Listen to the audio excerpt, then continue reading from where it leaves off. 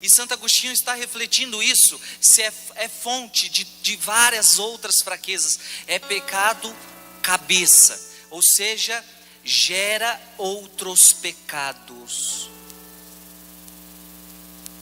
Mas minha gente, eu quero que desde o início dessa pregação, atentar você de que o pecado do orgulho não é mais um pecado que a gente está tratando aqui. O pecado do orgulho, é o pecado por excelência. Eu ouso dizer que é o pior pecado que existe. O orgulho é o pior pecado que existe. Este nos deforma. Este nos atrapalha a santidade que você não tem noção. Mais do que qualquer outro pecado. Aliás, Agostinho está dizendo, todos os pecados vêm deste. Ele é o pai de todos. Porque se você desobedece um mandamento, é porque você é orgulhoso. Primeiro vem o orgulho da desobediência.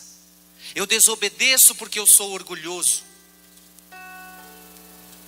Eu tenho ciúmes porque sou orgulhoso. Eu tenho inveja de alguém porque eu sou orgulhoso, me acho melhor do que aquele alguém. Eu não amo porque sou orgulhoso.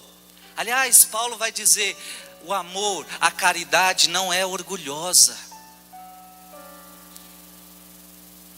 Veja, eu posso falar qualquer pecado aqui. E você vai sempre, se você for descendo, você vai entender que todo o seu pecado tem uma raiz chamada orgulho. Em outras palavras, eu estou querendo dizer que se nós destruirmos o orgulho, Deus vai conseguir imperar em nós. Os outros pecados também pouco a pouco vão diminuindo. Se nós conseguirmos destruir esse orgulho maldito dentro de nós, nós vamos nos tornar santos. Amém? Pecado de orgulho, todo mundo tem. Não venha você me dizer que você não tem. Todos nós temos. Eu me lembro de um dia que eu conversando com uma determinada pessoa, um assunto, e a gente estava falando de uma determinada coisa, e eu, no momento da conversa, eu soltei para a pessoa, olha, mas você é muito orgulhosa. Quando eu falei isso, gente, a pessoa quase morreu, infartou do coração. E ela diz, eu não sou orgulhosa. Ela quase infartou. Eu quero lhe dizer que não infarte, porque você é orgulhoso sim. Olha para quem está do seu lado e diga, você é orgulhoso sim.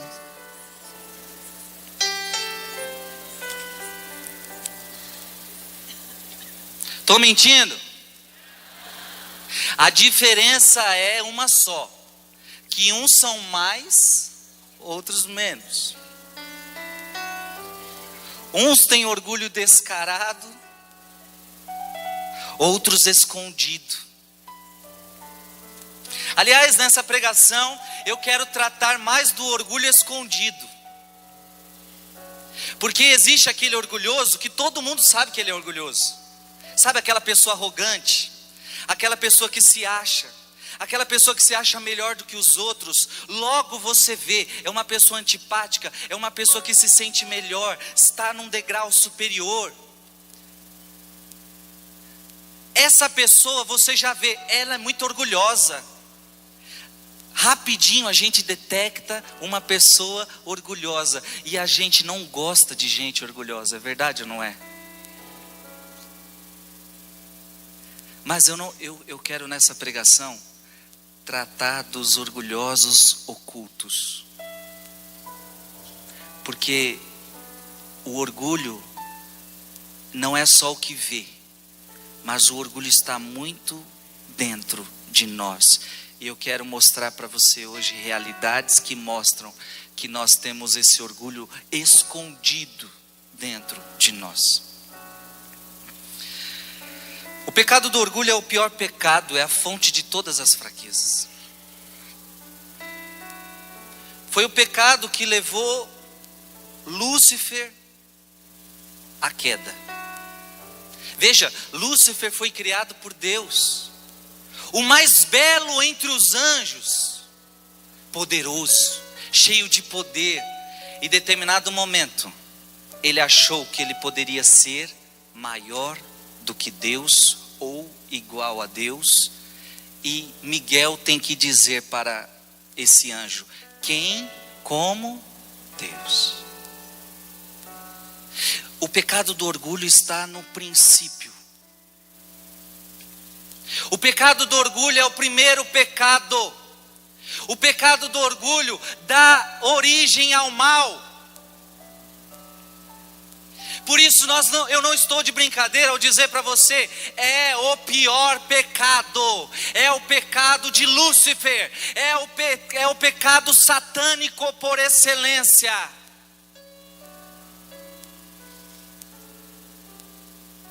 E não adianta nós tratarmos de tantos pecados na vida, se tivermos orgulho.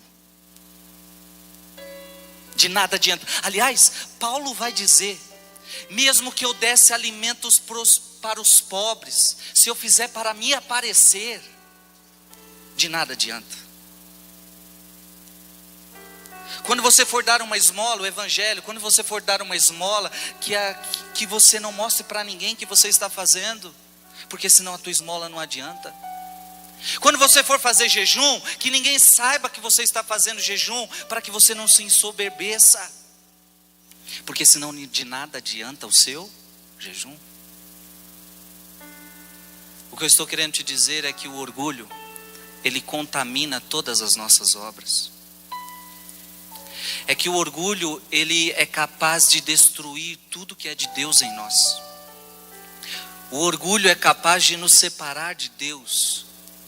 O orgulho fez com que Satanás, com que Lúcifer caísse. O orgulho fez com que um anjo bom se tornasse um anjo mau. Esse pecado é grande, minha gente. Esse pecado destrói. Este foi o pecado de Adão e Eva. Lúcifer agora quer injetar esse pecado em toda criatura. E ele conseguiu injetar esse pecado na humanidade. Ele conseguiu injetar o pecado do orgulho em Adão e Eva. E veja que a proposta era: no dia em que vocês comerem daquele fruto, vocês se tornarão como deuses, conhecedores do bem e do mal. Gente, veja que a proposta é clara: vocês se tornarão como deuses. E Adão e Eva caem nessa proposta. Adão e Eva caem no pecado do orgulho. Eles querem ser como deuses. O pecado do orgulho atinge, depois de Adão e Eva, toda a humanidade. Nós podemos falar do pecado de Caim. Caim que fica com inveja da oferenda de Abel, e por causa da inveja, por causa do orgulho, mata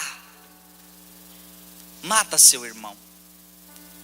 Podemos falar do pecado de Paulo, que a Bíblia diz que ele se ensoberbeceu. Dá para ver isso, dá para notar, e por isso precisa receber um espinho na carne, para entender que quando ele é fraco é que ele é forte, para entender que ele não é o melhor, não é o maior.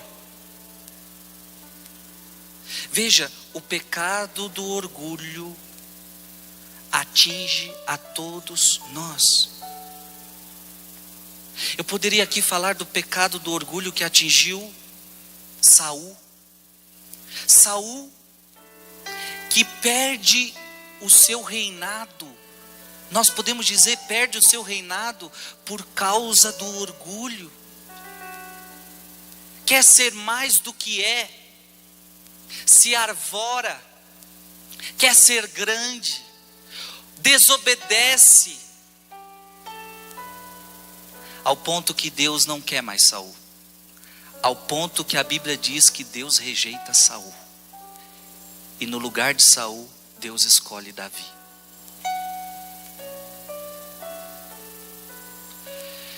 Eu quero dizer algo sério para você já no início dessa pregação. Não deixe o orgulho destruir você. Não deixe o orgulho destruir você. Não deixe o orgulho encontrar espaço em você. Aliás, hoje eu quero convidar você a viver a sua vida espiritual, descobrindo em você aonde estão as raízes de orgulho, para que você possa pouco a pouco destruí-las. Para que você possa, dia após dia, pedindo a Deus um coração, contrário do orgulho é a humildade, você possa pedir dia após dia um coração mais humilde. Amém? Diga comigo: Senhor Jesus, manso e humilde de coração, fazei o meu coração semelhante ao vosso. Eu acho que está claro o que eu estou dizendo,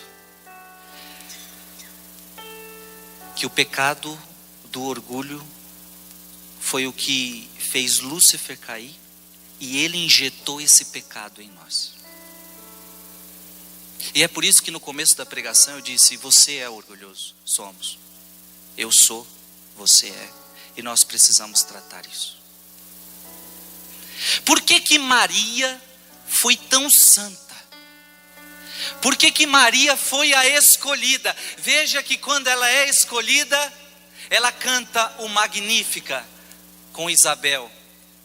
A minha alma engrandece o Senhor e meu espírito se alegra em Deus meu Salvador, porque Ele olhou para a humildade da sua serva. Veja, gente, Maria era a serva mais humilde de Deus. E se você quer agradar a Deus, você tem que entender que você precisa ser humilde. O humilde agrada ao coração de Deus. Maria agradou o coração de Deus porque era uma alma humilde.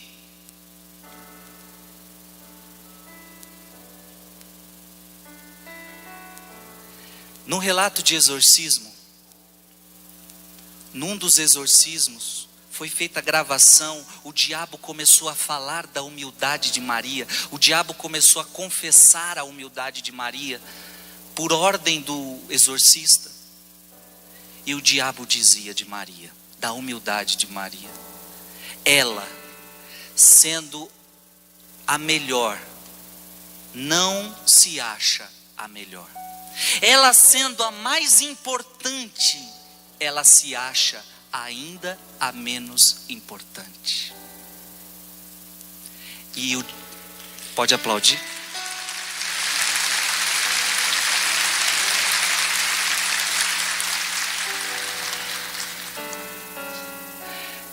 E o diabo diz: me dá nojo, me dá raiva da humildade dela e de todos os que o são. Se você quer, basta que sejas humilde. Basta que entenda que você não é nada, e você vai expulsar Satanás da sua vida, e ele não encontrará espaço em você, não encontrará espaço em sua alma. Em breve você será santo. Se Deus encontrar espaço para colocar no teu coração a humildade, tenha certeza, Deus reinará na sua alma, e o diabo não terá espaço em você. Não terá.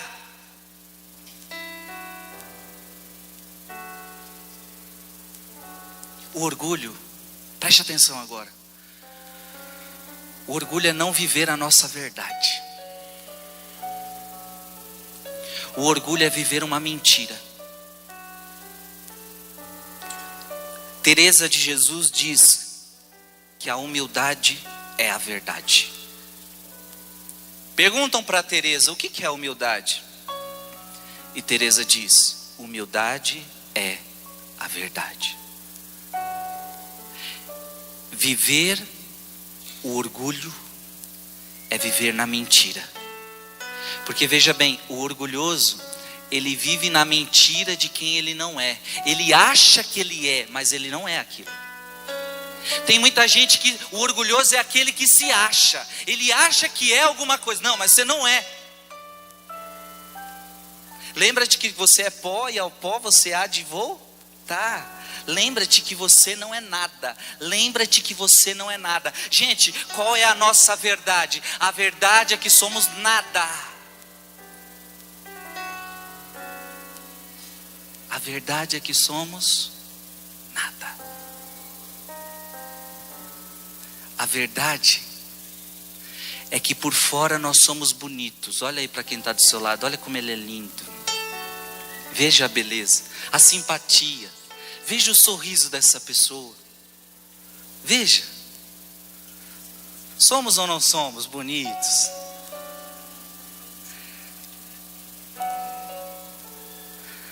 Por fora, nós somos bonitos.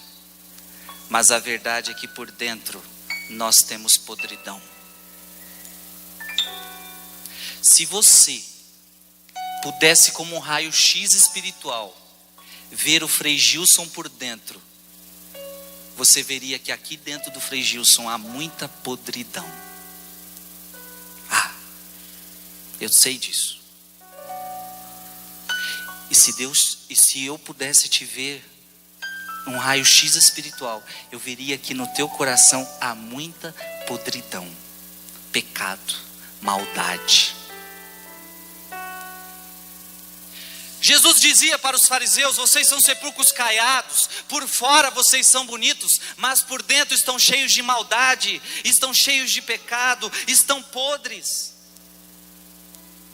Gente, humildade é reconhecer a nossa verdade, a verdade de quem a gente é, a verdade de que a gente não é nada. E deixa eu te falar, nós não podemos ter medo de encontrar a nossa verdade. Gente, a vida espiritual não consiste em nós descobrirmos as nossas virtudes. A vida espiritual não consiste em nós descobrirmos o que nós somos capazes de fazer. A vida espiritual consiste em nós descobrirmos a nossa miséria. A vida espiritual consiste em nós descobrirmos a nossa verdade. E diante da nossa verdade, nós vamos nos tornar dependentes de Deus. Sem Ele nós não podemos nada. Sem mim, nada podeis fazer.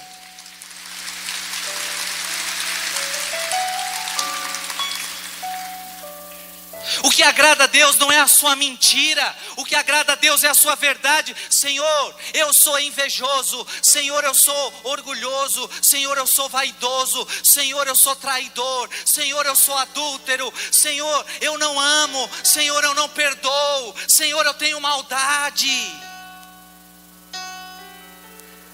O que adianta você ficar se enganando? O que adianta você ficar fugindo da sua verdade? O que adianta você ter medo da sua verdade? Gente, você pode estar falando, mas poxa, Frei, não é legal ver a nossa verdade. Não, eu garanto a você que não é legal. Eu garanto a você que ninguém gosta. Mas é o caminho da vida espiritual. Diga comigo, é o caminho da vida espiritual. E eu não posso fugir. Teresa de Jesus vai falar que a vida espiritual é um castelo interior, onde existem 7 moradas. E Teresa vai falando, se você ler o livro, aconselho você a ler, se ainda não leu, Castelo Interior ou Moradas de Santa Teresa.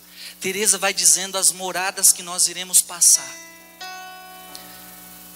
E aí Teresa começa a dizer que de uma passagem a outra do castelo, porque o final é a 7ª morada, que é a união com Deus.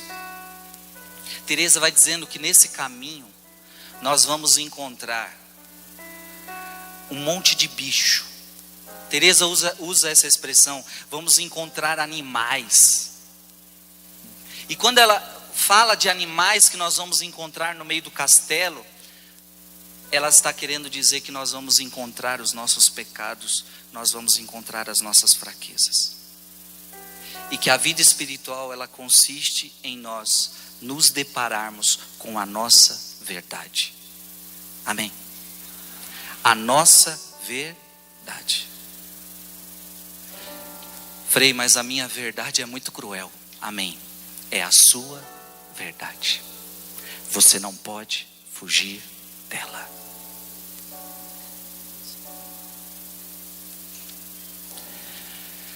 Não pense você que os santos fugiam da sua verdade. Não pense você que os santos se achavam santos. Teresa, vai ler o livro da vida de Teresa e você vai ver que todo momento ela vai dizendo: eu sou coisa ruim, eu sou coisa ruim, eu sou coisa ruim. Depois o mundo, a gente aqui, fala que Teresa é a santa. É uma das grandes santas da igreja, é doutora. Depois a gente aplaude Teresa, agora a gente aplaude. Mas Teresa sabia quem ela era. Teresa conhecia suas mazelas, Teresa conhecia suas maldades, Teresa conhecia sua verdade, Teresa conhecia o seu pecado. E quando eu não fujo da minha verdade, Deus pode fazer uma obra maravilhosa em nós.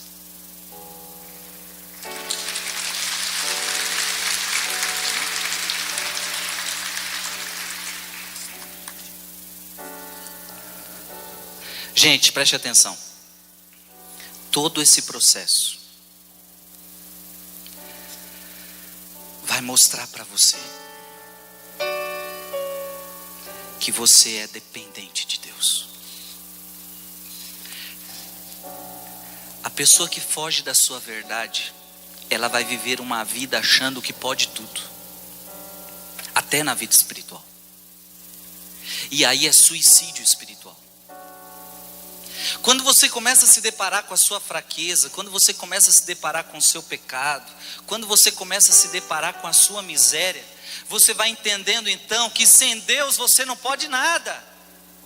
E aí você vai começar a viver a excelência da humildade, que é a dependência de Deus.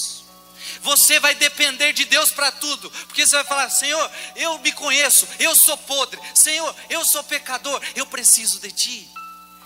E quanto mais dependente você viver, quanto mais dependente você viver, quanto mais dependente você viver, menos você será, e Deus vai ter mais espaço para ser em você. Deus vai ser mais em você.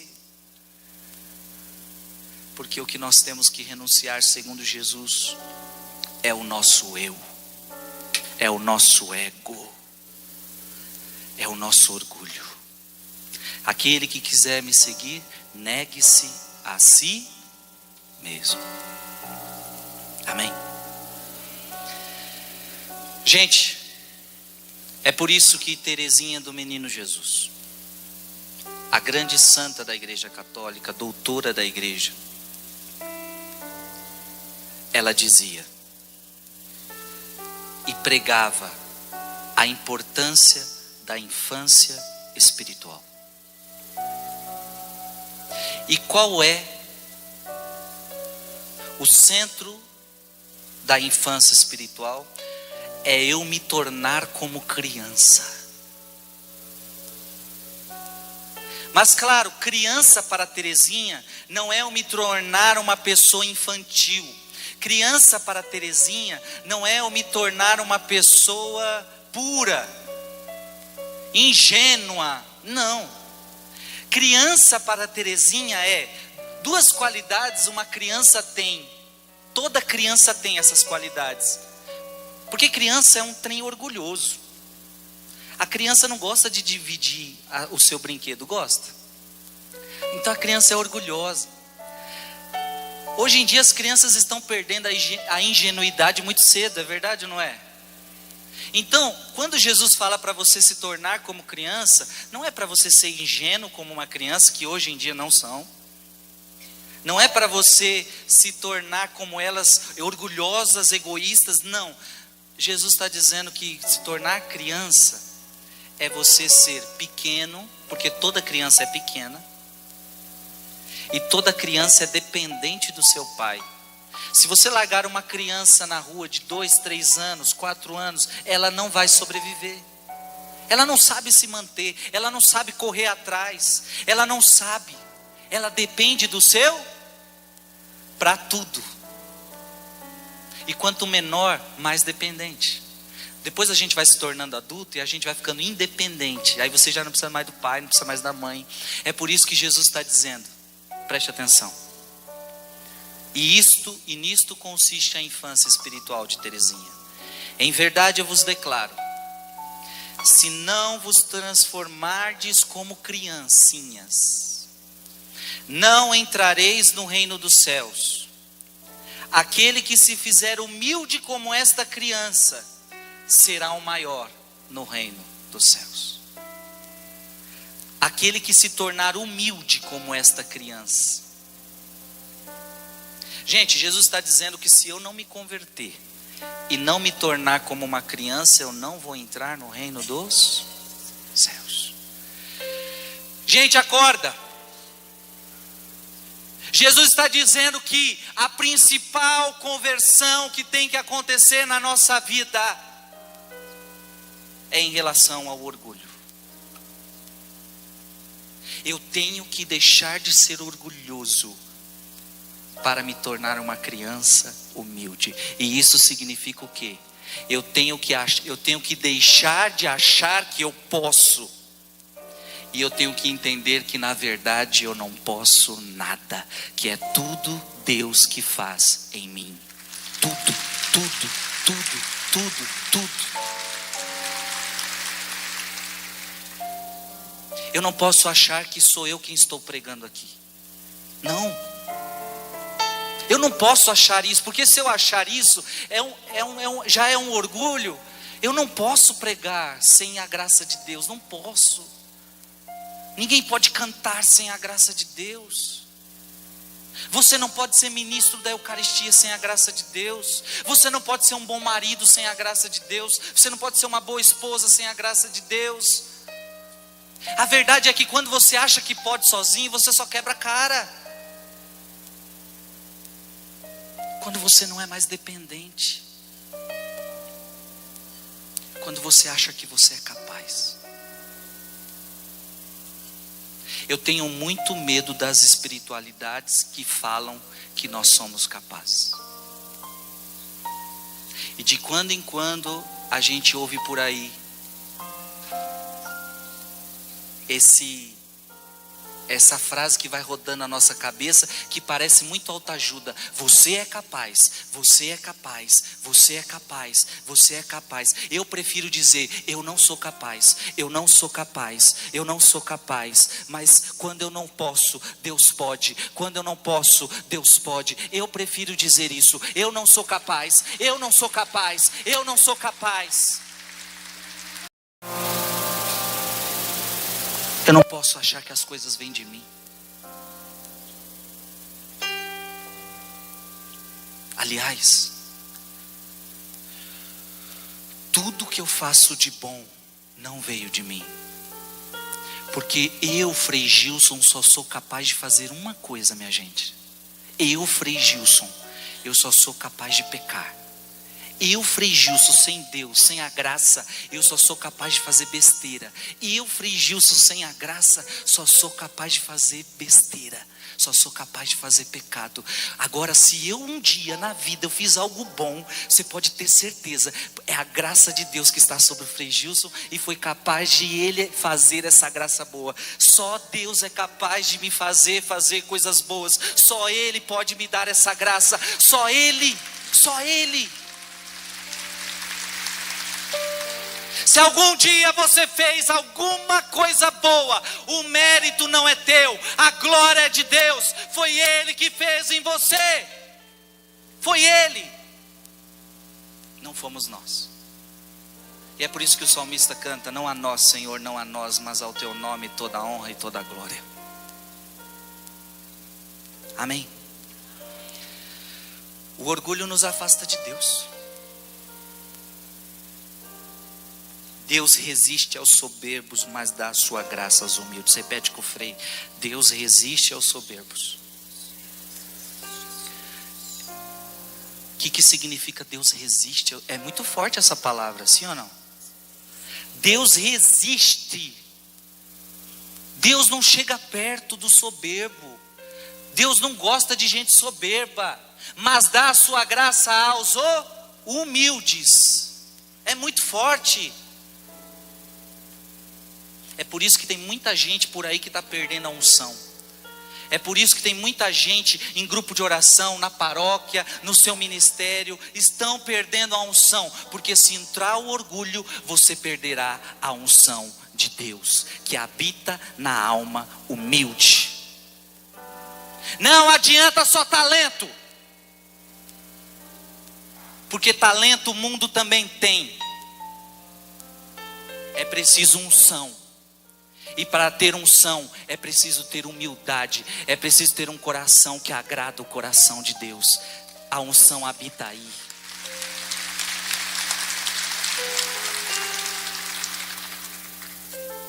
A parábola do fariseu e do publicano mostra como Deus rejeita uma pessoa orgulhosa. Eu te louvo, ó Pai, porque eu não sou como estes. Eu pago dízimo. Eu sou uma pessoa fiel, eu faço isso, eu faço aquilo, enquanto o outro batia no peito e dizia: piedade de mim, Senhor, porque sou pecador. E a parábola diz: qual é a oração que agradou o coração de Deus? Quem foi justificado, o fariseu ou o publicano? O publicano, aquele que confessou sua fraqueza, aquele que foi humilde. Jesus, no Sermão da Montanha, diz: felizes os pobres em espírito, porque deles é o reino dos céus. Em outras palavras, felizes os humildes em espírito, porque deles é o reino dos.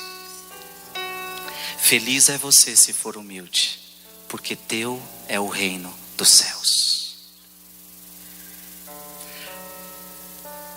Me mostraram que eu só tenho 25 minutos, eu tenho que correr.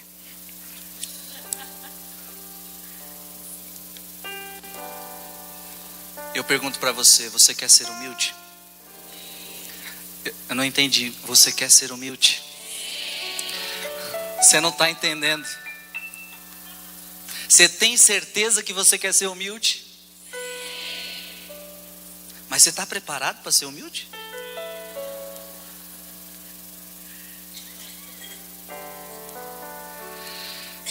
Preste atenção, porque ser humilde significa ser humilhado. Você quer ser, agora eu mudo a pergunta: você quer ser humilhado, sim ou não? Opa, sim ou não? É mais difícil, né? E tem uns que disseram sim, mas na verdade é não. Você quer que seu marido te humilhe? Você quer que teu patrão te humilhe? Você quer que o coordenador, não sei de quem, te humilhe? Não. A verdade é uma só: se eu quero ser santo, Deus vai dar um jeito de me fazer santo. E se há orgulho no meu coração, Deus vai dar um jeito de purificar isso.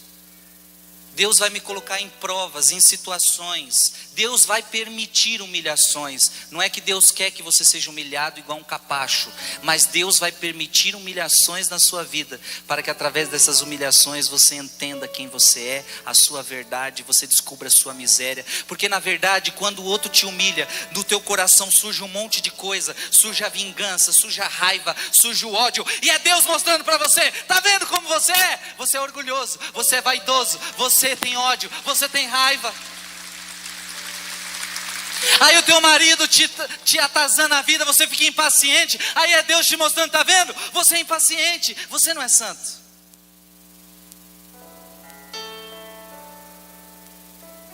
Mas eu tenho que passar. Paulo, ele recebe um espinho na carne e ele teve que passar pela humilhação.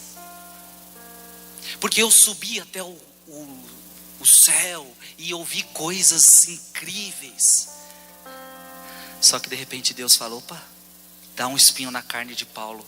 Paulo começa a ver quem de fato ele é. A gente não sabe que espinho era esse, mas uma coisa é certa, esse espinho fez ele ver a sua miséria, ao ponto que Paulo sai daquela provação e ele diz uma das coisas mais lindas: eu entendi que quando eu sou fraco, é então que eu sou forte.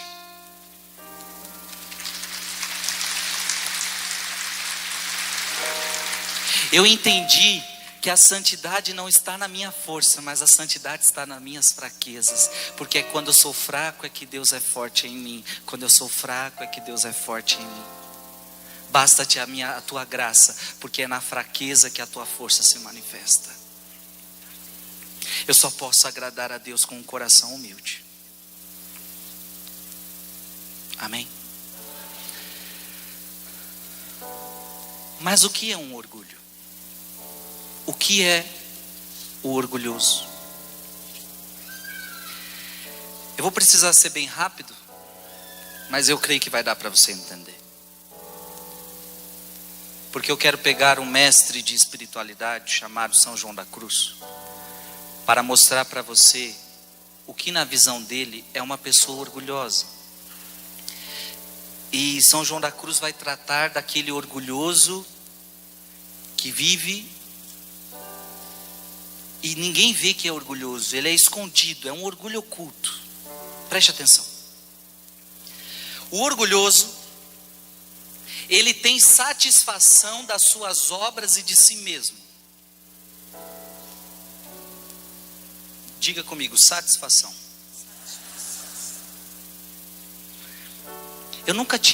Eu já tinha lido isso de São João da Cruz muitas vezes. Mas foi pouco tempo que Deus fez eu entender um pouquinho melhor essa palavra, satisfação. Um dia, recebendo uma oração de alguém por mim, a pessoa me disse assim: Frei, Deus quer que você não tenha satisfação por nada. Você não pode se sentir satisfeito se você fez algo bom. Eu preguei na Canção Nova, eu não posso me sentir satisfeito. Não. Eu fiz isso de bom, eu não posso me sentir satisfeito. Poxa, mas parece que isso é tão humano, parece que isso é tão bom. E aí, quando a pessoa me falou isso, eu logo me lembrei de João da Cruz. João da Cruz fala exatamente isso. Nós não podemos sentir satisfação das nossas obras e de nós mesmos. Nós não podemos nos sentir satisfeitos, ou seja, achar que tudo foi bom e foi maravilhoso, que eu que fiz. Não. O orgulhoso, ele deseja mais ensinar sobre a vida espiritual do que aprender. O orgulhoso, ele quer mais ensinar do que aprender. O orgulhoso condena em seu coração os outros quando não os veem com o modo de devoção que queriam. O orgulhoso começa a criticar as pessoas. Aquela pessoa não reza. Aquela pessoa, olha, ela não adora, ela não reza o terço, ela não faz isso, ela não faz aquilo. Agora, quem é você para ficar vendo o que o outro faz ou deixa de fazer?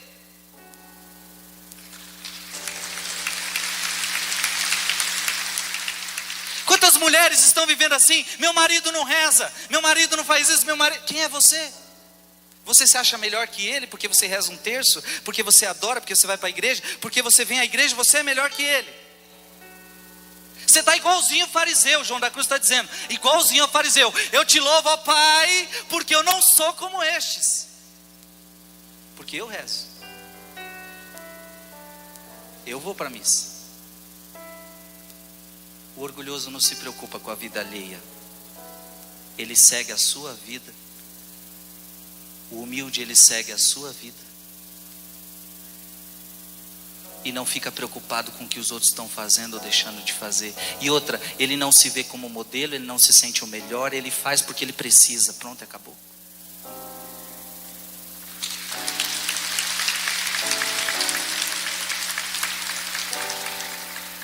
O demônio aumenta o fervor nas coisas de Deus, para que cresça a soberba e presunção.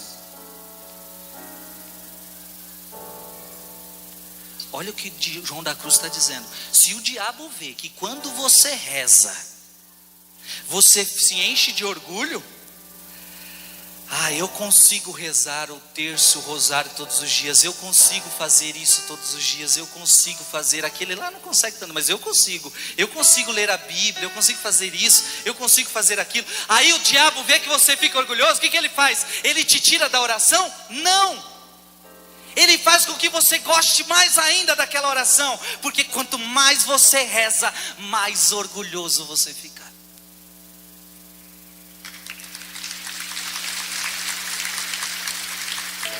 Então você pode ter certeza que a artimanha do diabo não é tirar muita gente da igreja, porque quanto mais na igreja você está, mais orgulhoso você está, mais orgulhoso você fica. Quanto mais você reza, mais orgulho você tem. Para o diabo isso é ótimo, pode continuar rezando.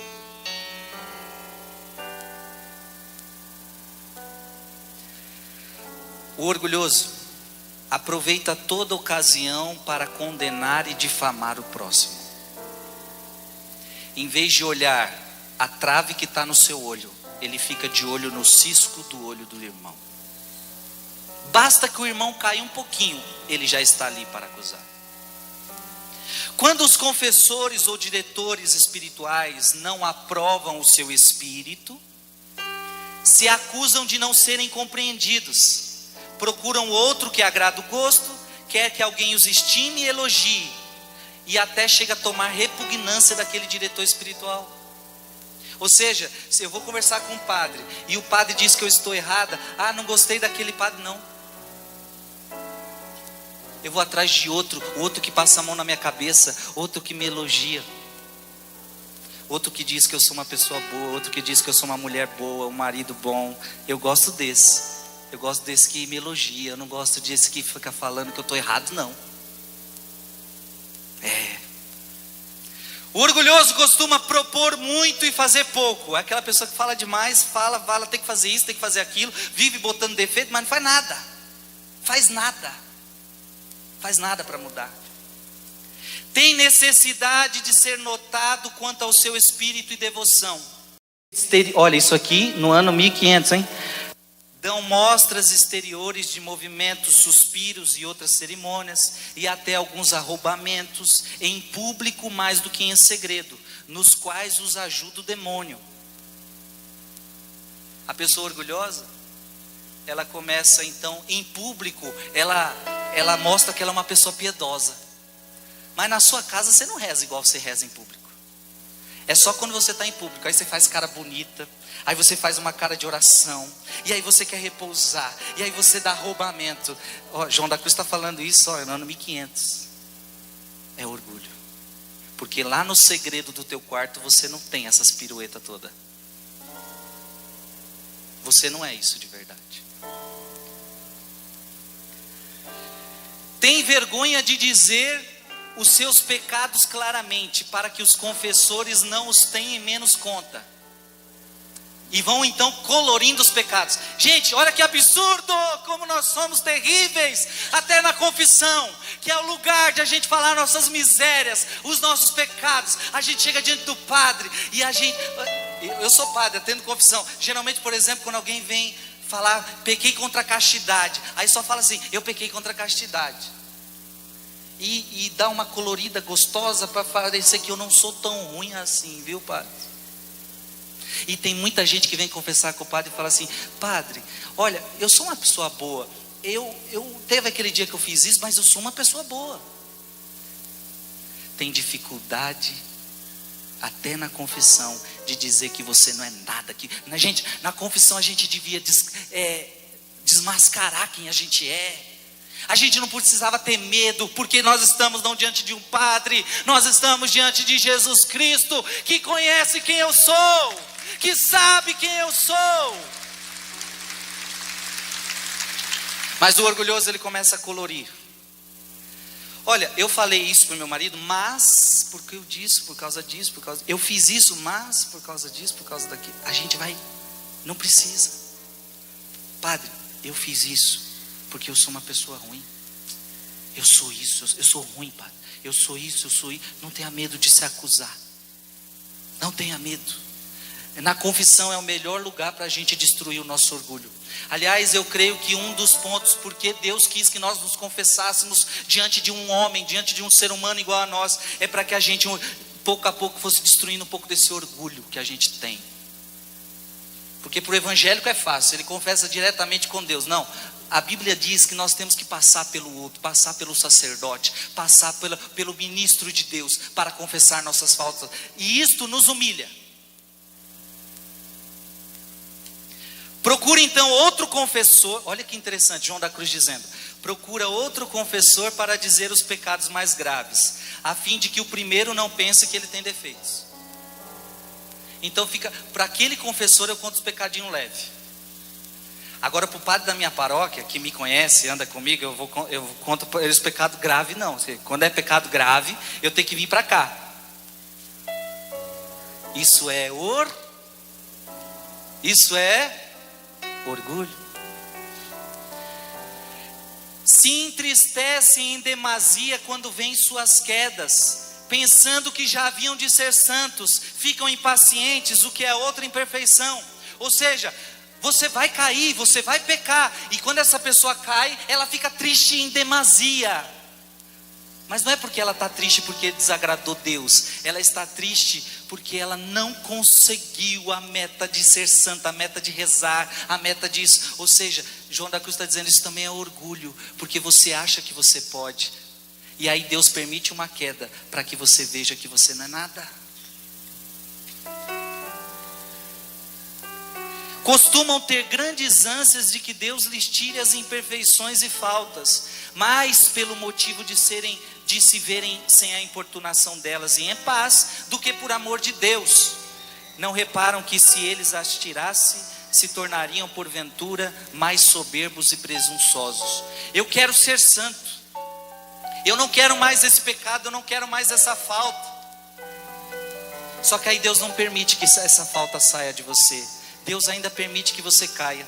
Porque essa pessoa não está querendo mudar de vida porque ela ama Deus, mas ela quer mudar porque ela quer se sentir melhor. Eu quero me sentir melhor, eu quero que as pessoas me vejam como o melhor, mas não por amor a Jesus. Então isto não é santidade, isto é orgulho. Quando eu deixo o pecado só para me sentir bem, por causa de mim mesmo, ou para que as pessoas vejam que eu sou bom, então isto não é santidade, desculpa, isto é orgulho, isto é vaidade.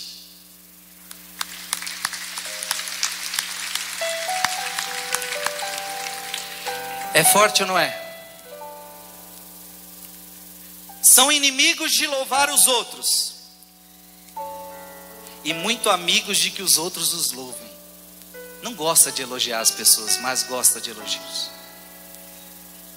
Gente, Deus falou com você hoje, sim ou não? Sim ou não? Olha para quem está do seu lado e diga, falou. Diga para ele, foi vários tapas na nossa cara hoje.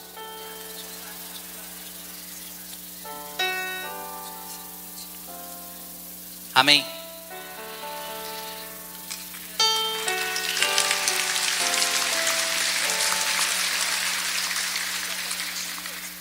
Para terminar, tem uns 5 minutos ainda.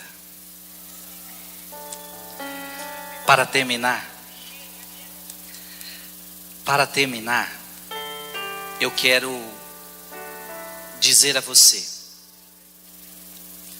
Aliás, dá tempo ainda. A palavra de Deus nos ensina sobre a humildade. Quando fores convidado, vai tomar o último lugar, para que quando vier o que te convidou te diga, amigo, passa para cima, então serás honrado na presença de todos. Ou seja, a palavra de Deus ensina que nós devemos buscar qual lugar? O primeiro ou o último? O último. Nada façais por espírito de partida ou vanglória, mas que a humildade vos ensine a considerar os outros superiores a vós mesmos. Cada um tem em vista não seus próprios interesses, e sim os dos outros. Não façam a si, não façam de si próprios uma opinião maior do que convém. Romanos, não façam para si próprios uma opinião maior do que convém, mas um conceito razoavelmente modesto, de acordo com o grau de fé que Deus lhes distribuiu. E a exemplo de Jesus, preste atenção, olha o nosso mestre, é a ele que nós devemos seguir. Preste atenção, porque enquanto o ser humano quer subir, o anjo quer ser igual a Deus, Adão e Eva querem ser igual a Deus, nós queremos ser maiores que os outros. Olha Jesus, sendo ele de condição divina, não se prevaleceu de sua igualdade com Deus, mas aniquilou-se a si mesmo, assumindo a condição de escravo e assemelhando-se aos homens. Veja, enquanto nós queremos ser igual a Deus, Deus quer ser igual aos homens. Deus desce, e sendo exteriormente reconhecido como homem, humilhou-se indo mais, tornando-se obediente até a morte, morte de cruz. Por isso, olha que lindo, porque ele foi humilde, por isso Deus o exaltou soberanamente e lhe outorgou o nome que está acima de todos os nomes, para que ao nome de Jesus se dobre todo o joelho no céu, na terra e nos infernos. Eu quero dizer a você que se você for humilde, Deus vai te exaltar. Deus vai te exaltar. As pessoas vão te humilhar, mas Deus vai te exaltar. Você será humilhado, você vai sofrer, mas Deus vai te exaltar. Amém? Eu termino rezando com você uma oração que começou a fazer parte da minha vida. É uma ladainha. Eu vou rezar e você só escuta. E com essa ladainha eu fecho essa pregação.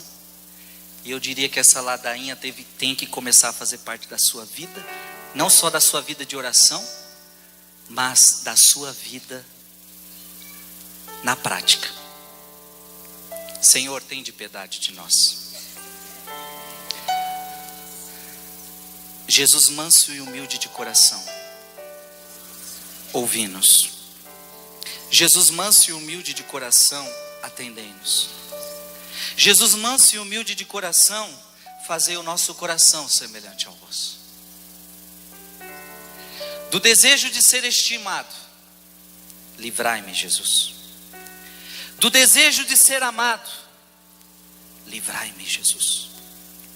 Do desejo de ser procurado, livrai-me, Jesus.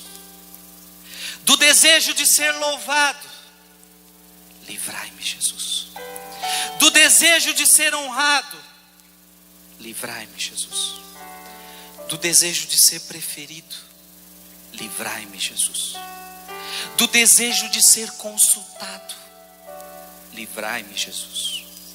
Do desejo de ser aprovado, livrai-me, Jesus. Do desejo de ser adulado, livrai-me, Jesus.